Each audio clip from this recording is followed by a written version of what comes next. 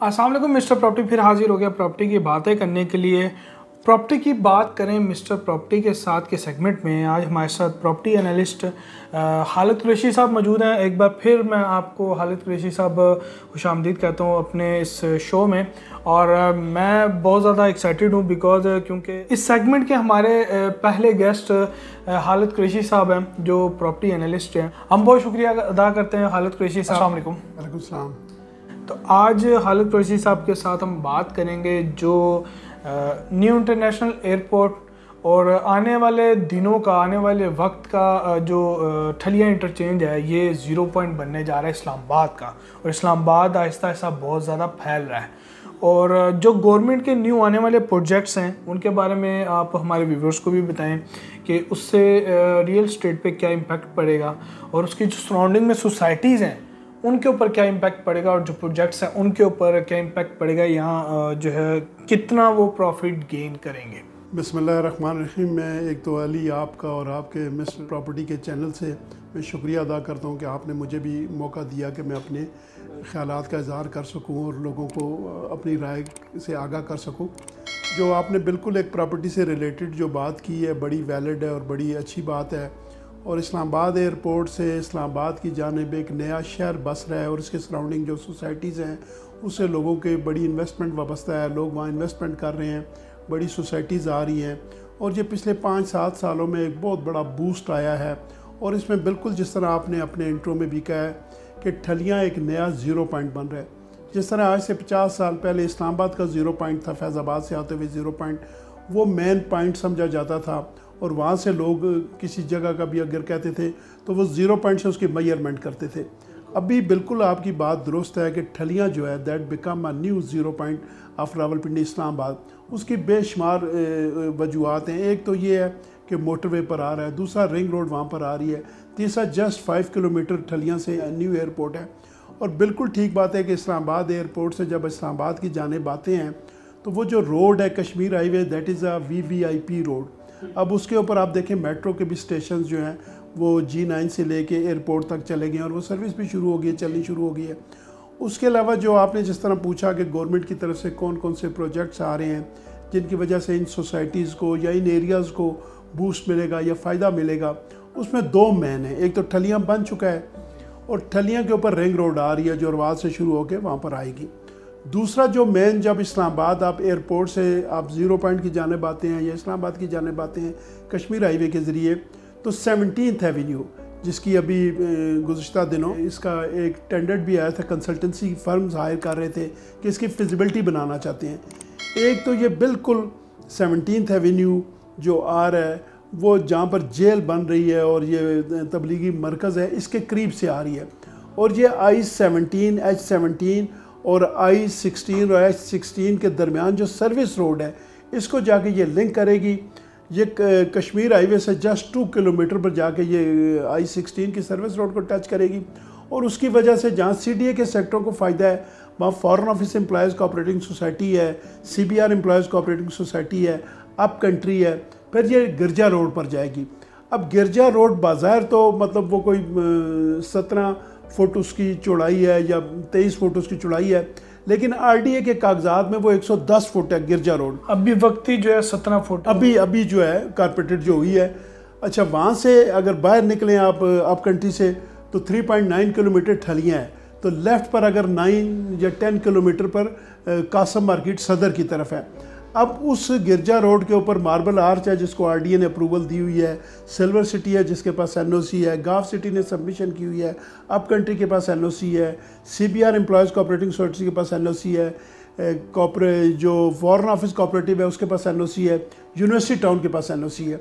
तो ये एक समझ लें कि ठलियाँ से लेके I-16 और I-16 से 17th एवेन्यू तक 18 हाउसिंग सोसाइटी आ जाती है, 18 वाले आते हैं।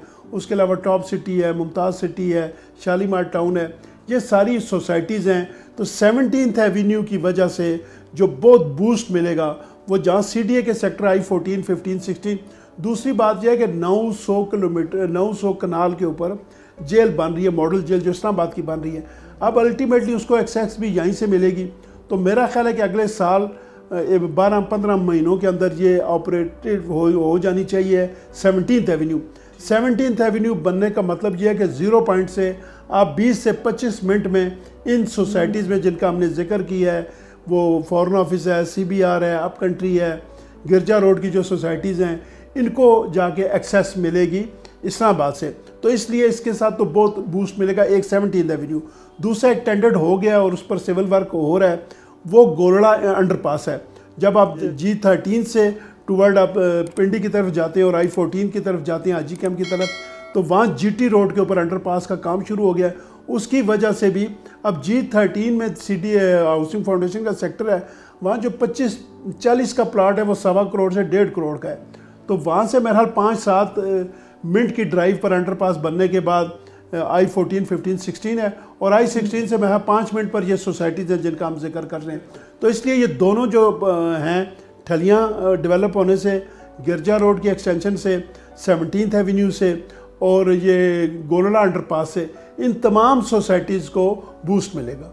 तो ये आपने कहा कि बूस्ट मिलेगा, तो एक सवाल हर कोई बंदा पूछेगा हमसे कि जो परचेजिंग है या इन्वेस्टमेंट है वो इस वक्त करनी चाहिए या ये रोड बन जाए तो फिर करनी, मतलब वेट किया जाए या अभी ही परचेजिंग या तो इन्वेस्टमेंट कर लेनी चाहिए? देखें, एक तो अली चूँकि आप रियल स्टेट में लोगों को वेल अवेयर भी कर रहे हैं, अपनी वेब चैनल भी चला रहे हैं, प्रॉपर्टी की आगाही भी दे रहे हैं, लोगों की उनको गाइडेंस भी दे रहे हैं, लोग जो स्टेटस उनकी अप्रूवल स्टेटस है रियल स्टेट का या हाउसिंग प्रोजेक्ट्स का वो भी आप दे रहे हैं, उनकी लोकेशन के बारे में भी दे रहे हैं, व्यूज़ भी दे रहे हैं आप, जो मैं समझता हूँ कि रियल स्टेट इन्वेस्टमेंट के लिए एक बड़ी खिदमत है जो आप ये कर रहे हैं, मार्केटिंग का भी आप कर रहे हैं। दूसरी बात ये है कि जो बात आपने कही है, मसलन पाकिस्तान में, पूरी दुनिया में लोग रियल स्टेट में भी इन्वेस्टमेंट करते हैं, लोग स्टॉक में भी इन्वेस्ट करते हैं, लोग गोल्ड में भी इन्वेस्ट करते हैं, लोग डॉलर्स में भी इन्वेस्ट करते हैं, लोग इंपोर्ट एक्सपोर्ट में भी इन्वेस्ट करते हैं।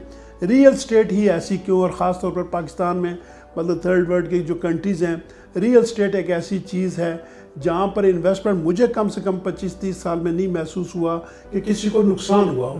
हाँ, अब इसमें भी आप आगे आप आइडेंटिफाई कर लें कि कुछ लोग जो हैं वो फाइल्स लेते हैं। और मैंने कई दफ़ा डीलर्स को, इन्वेस्टर्स को मैंने ये पूछा, मैंने कहा यार आप कहाँ इन्वेस्ट करते हैं? उन्होंने बड़ा एक दिलचस्प सी बात की और मेरे लिए बड़ी हैरान कुन बात थी। उन्होंने कहा जी कि हम इन्वेस्टमेंट वहाँ करते हैं जहाँ ऑन चल रहा होता है। ऑन के जिन्होंने बुक किया उसमें ऑन चल रहा है, अब ऑन जिस तरह ऊपर जाता है इसी तरह नीचे भी आता है। तो इसलिए मैं समझता हूँ आपकी जो खदमात है मार्केटिंग की, अपने व्यूज़ के लिए भी, वो यही है कि आप लोगों को हकीकत बताएं कि कौन से प्रोजेक्ट ठीक हैं, कौन से अप्रूव्ड हैं, किन की NOCs हैं, किन की एक्सेस है। जो सवाल आपका है कि कहाँ पर इन्वेस्टमेंट करें और किस वक्त करें, ये बड़ा अच्छा वैलिड सवाल है। मतलब कुछ सोसाइटीज़ हैं मैच्योर हो चुकी हैं, जिस तरह DHA है, बैरिया है और बेशुमार सोसाइटीज़ हैं कि वहाँ पर इन्वेस्टमेंट मैच्योर हो चुकी है।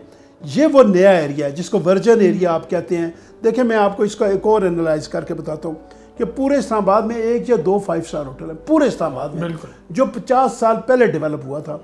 और एयरपोर्ट से आप कश्मीर हाईवे पर आएँ तो महज 5 किलोमीटर के ऊपर top city, Mumtaz city, 18th, इन 3 प्रोजेक्ट में 3 5 स्टार होटल आ रहे हैं। दूसरा, इस वक्त जो इस्लामाबाद में करंट CDA का अगर मार्केट वैल्यू में जाए तो सबसे ज़्यादा जो वैल्यू पिछले 25, 30, 40 सालों में बूस्ट करता था वो इस्लामाबाद की रियल स्टेट करती थी। लेकिन आज अगर आप देखें कि इनके कमर्शियल का रेट 1.5 से 2 लाख रुपया गज़ है, ब्लू एरिया जो नया बना है। जो टॉप सिटी है या मुमताज़ सिटी है वहाँ 3 से 4 लाख रुपया गज़ कमर्शियल का रेट चल रहा है। अच्छा, इसकी वजह से जो इस्लामाबाद का इन्वेस्टर है, जो रियल स्टेट से वाबस्ता लोग हैं, वो इन सोसाइटीज़ में चले गए हैं, तो अल्टीमेटली वहाँ पर है। दूसरी बात, this is a right time. मतलब देखें ना, जब मेच्योर हो जाएगी, मतलब 500 गज़ का प्लाट अभी कई सोसाइटी में 50-60 लाख का भी मिलता है, 70 लाख का भी मिलता है, लेकिन ये चले जाएंगे 1.5 से 2 करोड़ पे। आप देखें ना, E11 है, E11 में 8 प्राइवेट सोसाइटीज़ हैं, उन सारों को मिला के वो जोन 2 बनता है CDA का, वहाँ पर उनको NOC मिला हुआ है। तो वहाँ जब प्लॉट शुरू हुए थे अली, आज से 15-20 साल पहले, तो वो 4-4.5 लाख का या 5 लाख का प्लॉट है। आज वहाँ पर 12 करोड़ रुपए का प्लॉट है, 500 गज का, 1 कनाल का। तो मैं समझता हूँ, चले इतना तो नहीं, लेकिन मिनिमम भी इन सोसाइटीज़ में जिनका हमने पहले जिक्र किया है, कम से कम प्लॉट जो है वो 1.5 से 2 करोड़ रुपया रेजिडेंशियल जाएगा, और कमर्शियल जो है वो 100 गज का 30 बाई 30 का है, वो कम से कम 2-2.5 करोड़ का। This is a right time.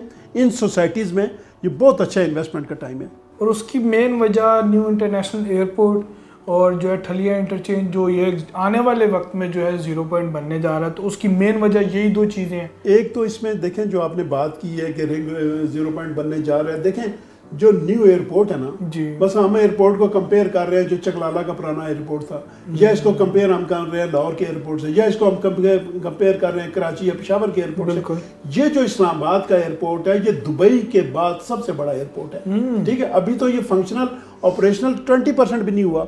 इधर जो पर एनम सालाना जो ट्रैवलिंग होगी वो 9 मिलियन है, 90 लाख लोग जो है यहाँ पर आएंगे और जाएंगे। तो 90 लाख अगर पैसेंजर आएंगे या जाएंगे तो 90 लाख तो उनको छोड़ने जाएंगे। इसका मतलब है कि इस एरिया में जिसको आप 0 पॉइंट कर रहे हैं, ठलियाँ, न्यू एयरपोर्ट, कश्मीर हाईवे, इस पर 2 करोड़ लोग सालाना ट्रैवल करेंगे।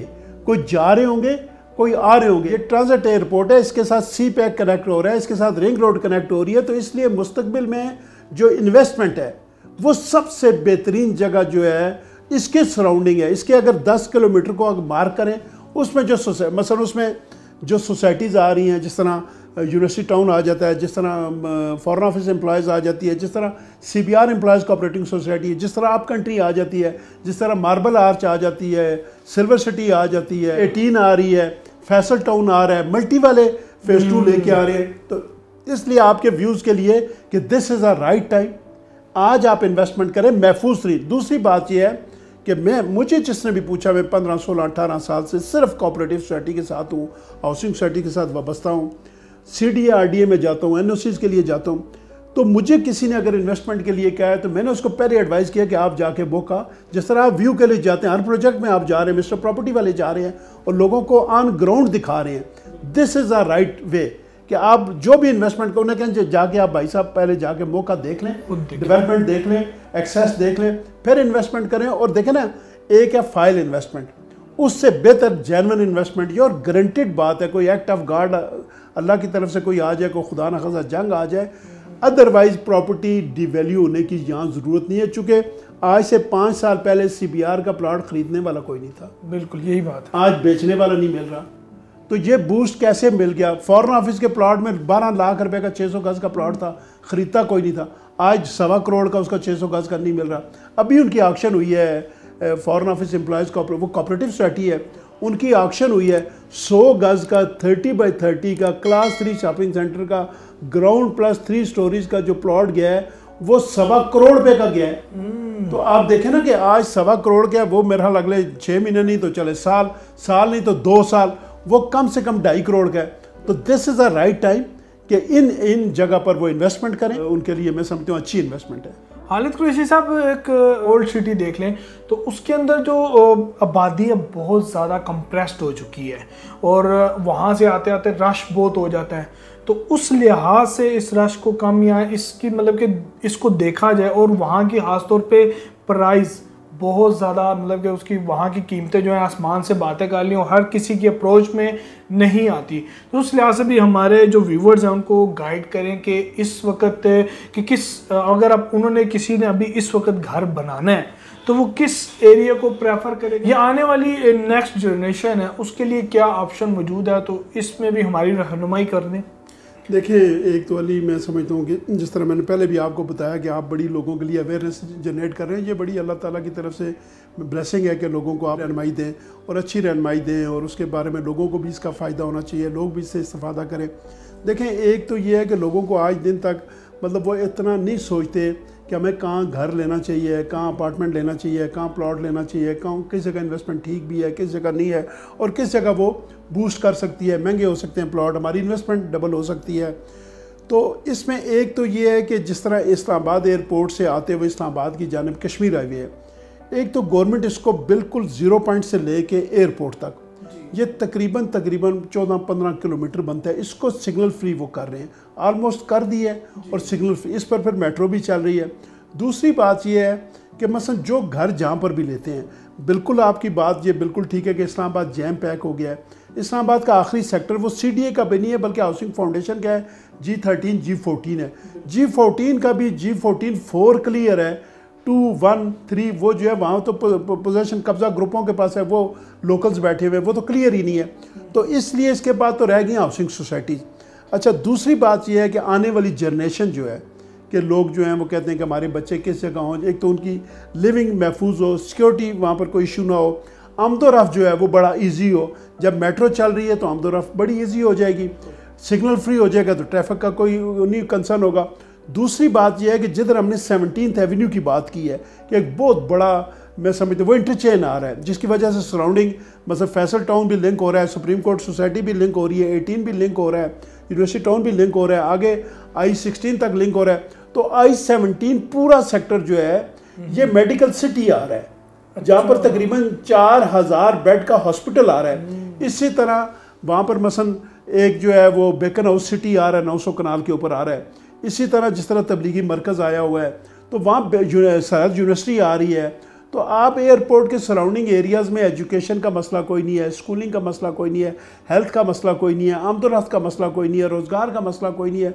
तो इसलिए एयरपोर्ट से आप अगर G14 तक आते हुए लेफ़्ट राइट कश्मीर हाईवे के जितने प्रोजेक्ट्स हैं और अप्रूव्ड प्रोजेक्ट्स हैं, उनमें investment is a real time, अच्छा टाइम है। वहाँ लोगों को छोटे से छोटा प्लॉट भी मिल जाता है। मसलन अप कंट्री है, वहाँ पर तो आज भी महज 30 लाख रुपए का 25-50 का मिलता है, CBR में भी इसी कीमत पर मिलता है, इसी कीमत पर फॉरेन ऑफिस में भी मिलता है, आज यूनिवर्सिटी टाउन में भी इसी कीमत पर मिलता है। सिल्वर सिटी थोड़ी अभी उस स्टेज पर नहीं आई, वहाँ कम, इससे भी कम मिल जाएगा।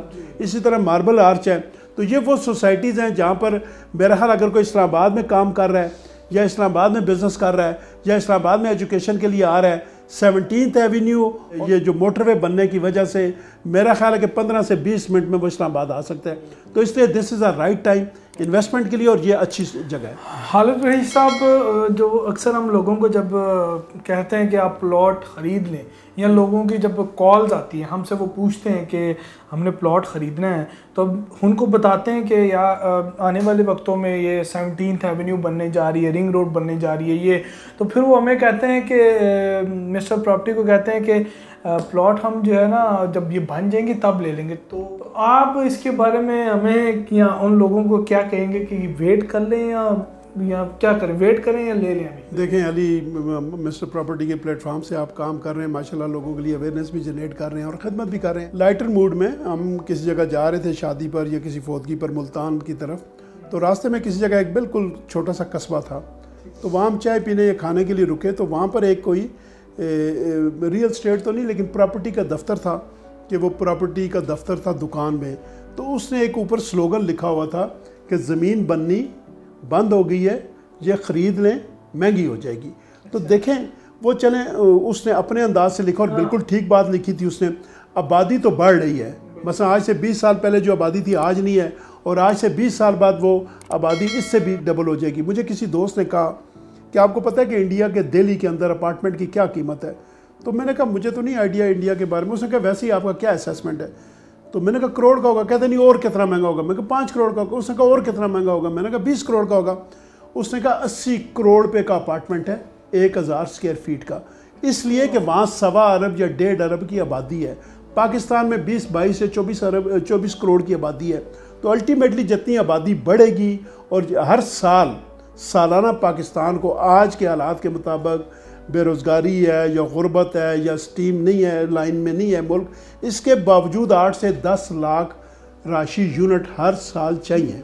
5 साल के बाद 50 लाख चाहिए, 10 साल के बाद आपको करोड़ चाहिए। तो लोग इस्लामाबाद में जो प्रेफर कर रहे हैं वो इसलिए कर रहे हैं, कैपिटल सिटी है, दूसरा यहाँ जॉब अपॉर्चुनिटी मौजूद है, बिजनेस अपॉर्चुनिटी मौजूद है, लिविंग अपॉर्चुनिटी मौजूद है। लोग जो ख़ास तर जो ओवरसीज़ आ रहे हैं, 9 मिलियन जो हैं, 1 करोड़ ओवरसीज़ पाकिस्तानी बाहर हैं।